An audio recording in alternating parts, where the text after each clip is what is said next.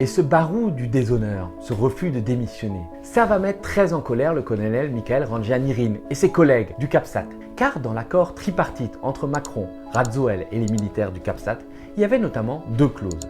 La première, c'est que Radzoel devait gracier tout un tas de prisonniers, notamment deux ex-officiers français qui avaient été mêlés à une obscure tentative de putsch en 2021, ce qu'on avait appelé l'affaire Apollo 21. Ok, ça a été respecté, le décret a été signé. La seconde condition, c'est que Radzoel, une fois arrivé à Dubaï, devait démissionner. Mais lorsqu'il a débarqué aux Émirats Arabes Unis, l'ancien DJ a changé de disque dans une manœuvre désespérée, ce qui a contraint les militaires du CAPSAT et l'Assemblée nationale malagasy à le destituer le mardi 13 octobre. Et forcément, le colonel Michael Randrianirine en tiendra rigueur aux Français, qui l'accusent de ne pas avoir respecté le deal et d'être de mèche avec Radzoel. Et il n'y a pas que les officiers du CAPSAT qui sont fâchés contre les magouilles de la France. Dans la soirée du 12 octobre, alors que Radzoel est en train d'être filtré par Macron, une call-conférence est organisée entre l'entourage de Radzoel et les grandes chancelleries occidentales à Madagascar.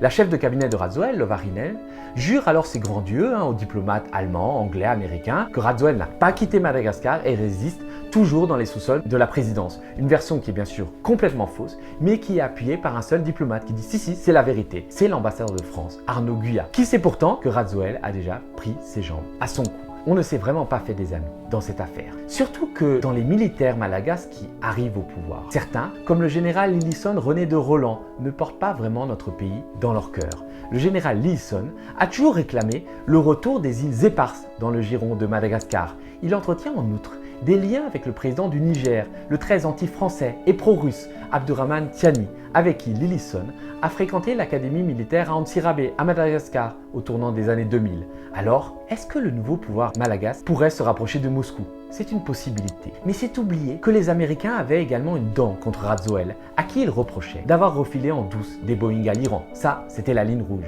Les Américains sont très satisfaits de l'arrivée d'un nouveau régime et en ont profité pour faire lancer des poursuites contre l'homme le plus riche de Madagascar, Mami Ravatomangue, un milliardaire qui s'est taillé de son pays presque en même temps que Radzoel et qui est maintenant sous le coup d'une procédure judiciaire à l'île Maurice. Qu'on se le dise, l'exfiltration de Radzoel par Macron ne visait pas à protéger des intérêts français, ni même à sauver un de nos compatriotes, aussi criminel soit-il.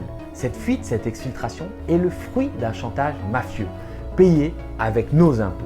Et elle va nous coûter très cher, notamment auprès de la Gen Z et de toute la jeunesse malagasy. Cette jeunesse qui a tant payé pour sa liberté et qui ne nous pardonnera jamais d'avoir volé au secours de son bourreau.